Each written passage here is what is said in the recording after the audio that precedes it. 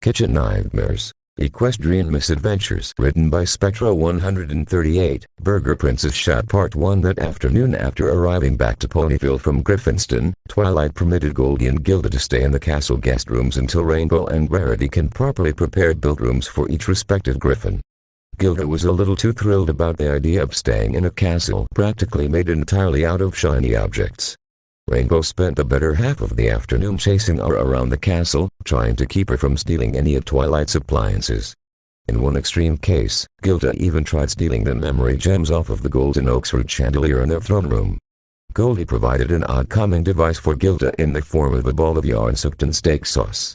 Twilight meanwhile took both Gordon and Goldie on a proper tour of the castle. Going through each of the main hallways, her endless library wing, her large kitchen, the throne room, her indoor swimming pool, and even a royal study that she had not previously discovered up until that point. A few of Gordon's cameramen who were still awake after arriving back were filming every inch of the castle, making sure that everyone back on Earth could have the chance to see it. By the time that the day had come to a close, Gordon was quite tired, but he committed to making dinner for the gang to celebrate their success in Griffinston. He helped Twilight and Spike make a sizable feast for everyone staying at the castle. Rainbow Dash decided to spend a night at the castle to help Gilda with the transition to living in Ponyville. Gilda tried to protest, but Rainbow Dash wouldn't take no for an answer. She had become very protective of the griffin ever since she had seen what went on at Greta's bakery. Twilight, Gilda, and Spike spent every moment in the kitchen watching Gordon and learning as much as they could from his every action. The Lavender Allegron in particular felt ecstatic to have the worthy teacher once again, even if it was in a unique niche. She always had her trusty notebooks with her to document everything. Each of them was organized by color, subject, and relevance to the topic she was learning. "What kinds of dish did you want to make tonight, Gordon?" she asked excitedly. "Cooking is surprisingly fascinating. Especially the way you do it. There is more than just eating, you know," Gordon said matter-of-factly. "Cooking is math, chemistry, and physics as well. Everything is a reaction depending on what you add." "Wow, I never thought about it like that." "Well, you do tend to measure a lot when you're cooking," Gilda affirmed. "You just want to stuff your face," Spike snarked at the mayor. Twilight batted at one of Spike's spines in humorous annoyance. "I figured tonight we can try something a little familiar to Las Vegas. Mexican food," Gordon replied. "What's Mexican food?" Gilda asked. "And what the heck is Mexican?" "Mexico, my darling, is a country south of the United States. A beautiful mix of deserts, jungles, open fields, tiny mountain ranges and warm coastlines. Their food specializes in the use of processed corn and hot peppers in their cuisine. I believe your pink friend already knows how to make one Mexican dish. The classic chimichanga. Though, I'm still not entirely certain why ponies have their own versions of burgers and tacos here." "Oh yeah," Gilda replied in confirmation. "The chimichanga thing evers. Pink has always been a little bit out there, but I never thought she knew about you humans before we did." "She didn't," Spike added. "It's just Pinky being Pinky," Twilight and Spike said in unison. Gordon grabbed 2 large frying pans and set them on the stove. He then put a small amount of oil into each pan and turned on the stove, looking slightly satisfied when it sparked to life. "First thing we have got to do is get those pans nice and hot," he instructed as the group watched him. "Twilight, my dear, hand me some of your salmon, would you?" Nodding, Twilight ignited her horn and opened the nearby freezer, levitating a case of cleaned fish fillets onto the counter next to him. "That's a lot of fish," Rainbow said jokingly. Some of the humans in the room groaned in annoyance while the ponies just looked at them in confusion. "What? Don't fucking ask," Gordon groaned. A fucking stupid line from a bad movie. "Well, Spike is a great fisher pony," Twilight replied. "These will do quite nicely actually." "Thank you, Twilight." Gordon carefully pulled the lid off of the container and pulled 6 medium-sized fillets out, setting them on a wooden board. "All of the flavor in that fresh flaky meat. We started adding freshly grounded salt and pepper," he continued. Taking nearby salt and pepper grinders, he cracked them and watched small shining crystals of salt and robust black specks of cracked pepper fall into each of the fillets. Lifting the pan up, he moved the oil around and plopped the fillets into the pan away from him. "Always try to place the meat in the pan away from you so you don't splatter yourself. Give the pan a couple of shakes to keep the meat from sticking to the pan. If it sticks, it'll burn really quickly." Then he grabbed a couple of small jars from one of the nearby cabinets, opened them up and gave each of them a deep whiff to identify their contents. Satisfied with what he found, he placed them next to the stove and began scooping from each jar and mixing them into a small bowl. Here, I will show you a really easy marinade to use for the fish. Start out with 2 tablespoons of fermented soybeans, which is also called miso paste back home. That gives it a really nice, rich sort of sweetness to it. A tablespoon of sugar, a couple of tablespoons of white wine. Do you happen to have any on hand, Twilight? Oh sure. I usually have a couple of bottles of Chardonnay around for rarity or the princesses. Twilight replied. Have any beer in this place? Gilda asked curiously. In the cellar, though I try to stay away from it unless we are having a party here or something. Heading into her wine closet, Twilight rummaged around through her various bottles. Gordon heard her drop and break a couple of bottles. A small flood of red liquid came pouring out of the closet and into the kitchen like a red river. Twilight started cursing up a storm, using new unique words that made even Rainbow Dash cringe. A flash of violet appeared in the closet, and Twilight trotted out with her hair sopping wet, smelling of wine. The bottle was floating in her magical grasp as she handed it off to Gordon. He gave her an amused look which she did not have at all. Her annoyance only increased when Gilda and Spike began giggling at her expense. Spike? Do you think you can get, she started. The mop? Sure yeah, he snickered as he ran out of the room. Sweet Jesus, are you alright? Gordon asked with concern. I hope you didn't step in any broken glass. I'll be fine, I just need a towel, and a shower before I go to bed. I smell like a burglary. Is this bottle alright? She asked through grit teeth, presenting it to Gordon. Hey, you'll be the life of the next party at least. Gilda guffawed. Twilight just shot them a silencing look before turning our attention back to Gordon. Grabbing the bottle out of her magical grasp, he looked over the label. It had a small image of an outline of a hoop and the golden words said Bear Hoop Chardonnay. Not sure if it's like the brand back home, but this will do okay. I'm looking for the vinegar kick. It will give the marinade anyway. The human said. Spike lad. We need the towel on the double. I'd rather have the happy alicorn watching me work. I hear ya. Spike called from down the hall. Spike came dashing back into the kitchen with a mop in one claw and a large white towel in another and began wrapping up Twilight, patting down every inch of her. She seemed to feel a bit better once her coat wasn't soaked in wine, though her annoyance at Gilda and Rainbow didn't stop as the two continued to snicker at her. Please continue, Gordon, and let's never speak of this again, shall we? Twilight insisted. Fine with me. Long as you are alright to continue. I'll add a few tablespoons of olive oil to my marinade. Then a bit of salt and pepper. I'm looking for a sort of nice, thick, rich marinade out of this. He took a whisk and mixed the mixture together until it was smooth and viscous like honey. Now, we've got to flip our fish fillets. He continued. Using a spatula, he carefully flicked each slightly darkened fillet over onto their uncooked sides for a few seconds, and then placed all of them into a large raised pan where he poured the marinade on top of them. Let the fillet soak in the marinade for a few minutes. Now, we want something sort of pickly. Got any cabbage in here? Coming right up, chef.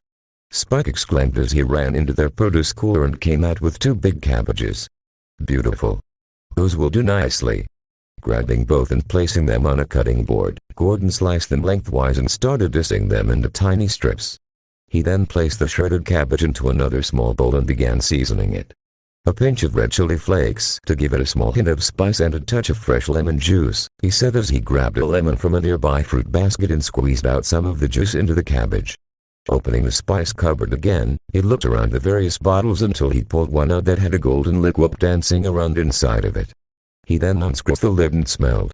Toasted sesame oil, he said with assurance. Just a couple of drops of it into the cabbage. How can you tell? Spike asked as he jumped up onto the counter. Smell is a sense we gotta improve in our field, sport, Gilda stated. The scent of the food and the ingredients is part of the experience. And it certainly helps when a difficult owner won't tell me what they are putting into their food. Gordon added. You are really into this skill, I'm surprised. Rainbow replied. What, you just think I was into stunt flying, scones, and sleeping? She asked. No, I just didn't expect a hobby like this out of you. You're what we like to call a archery chip, Gil. You're pretty hardcore. So it's just a little jarring is all. Gilda just laughed pridefully at that statement. Then she looked off into the distance with a dreamy gaze as if she was recollecting something from a long time ago. When I was a hatchling, I liked reading some of the ancient cookbooks in what was left of the Imperial Library. I guess it inspired me. The state of that magnificent library still haunts my nightmares, Twilight shivered.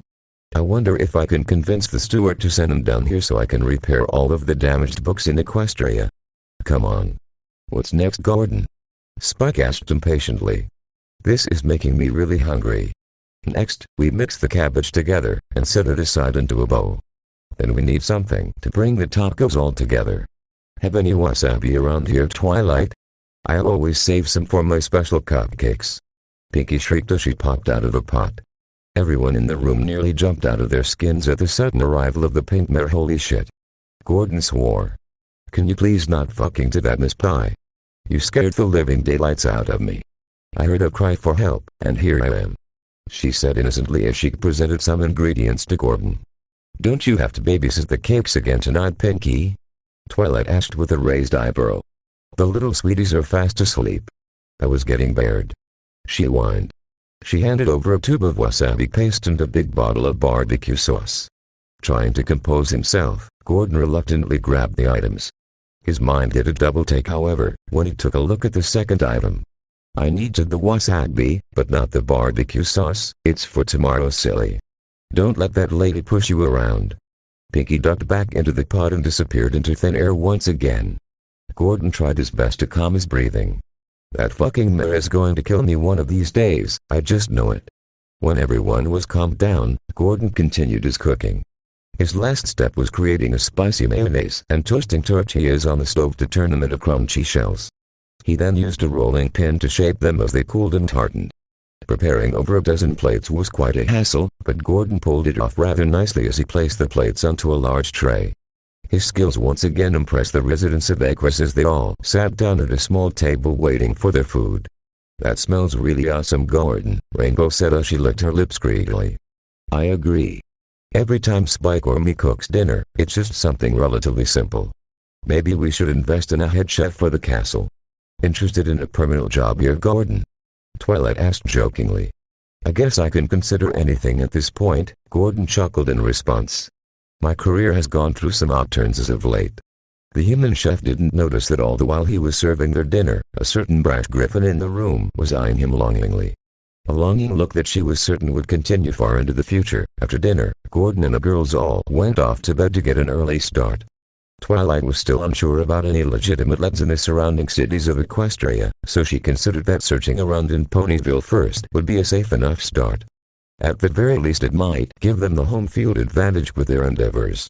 The next morning, Gordon woke up once again to another sunny day in the land of Equestria. The warm sunlight creaked through the curtains of his bedroom window and landed on his blanket, where it warmed him up delightfully in a comforting hug. Pulling off his blankets, he swung his legs off the edge of the bed and stretched them, hearing a satisfying pop from his joints. He couldn't help but feel quite grateful that he had the honor to live in the castle with a princess while he conducted his services. When he first arrived, he was apprehensive to how unusually forward and friendly everyone in this dimension was. However, it was very refreshing as opposed to many of the abrasive people he had encountered in his long career. Out of all of them though, Gordon had found something of kinship with Princess Twilight Sparkle and her adoptive son Spike. They reminded him much of his own family and in many respects of himself. They both shared a passion for learning and traveling to different places. The only difference was she was a bit more tolerant of foolish people than he was. Ever since he had arrived there in Equestria, she had treated Gordon like he was very much a part of their unique family. It got him to considering maybe owning a second house in Ponyville, apart from his home on Earth. His wife and daughters would probably get along with his new friend swimmingly. Gordon had a small breakfast with Twilight and Spike as they went over a few final plans before setting up the newest nightmare. Rainbow and Gilda left soon after to Cloudsdale to get acquainted with her new permanent lodgings at Rainbow-Dash's Cloud Mansion. Goldie sat down with them at the table and did quietly as she listened in on their conversation. Do you know the owner of this, Burger Princess? Gordon asked the Alicorn. His name is Skillet. He's a nice unicorn stallion, Twilight said cheerfully. I've known him and his family since I moved to Ponyville. He runs the restaurant with his mother and father. Apparently they moved here from Cloudsdale when his grandfather passed away. I remember hearing that something about a large inheritance was involved, but I don't remember much else. Australia. But me Freddy, Gordon swore silently at the interdimensional pun. Okay, so a literal family-run business. A dying business type, but it is good to see it still in practice over here too. Lately, however, I've been hearing that they have been getting sloppy with their quality and fights have been breaking out a lot more often than usual. Plus, they've been adding some really weird native Australian Aborigine dishes.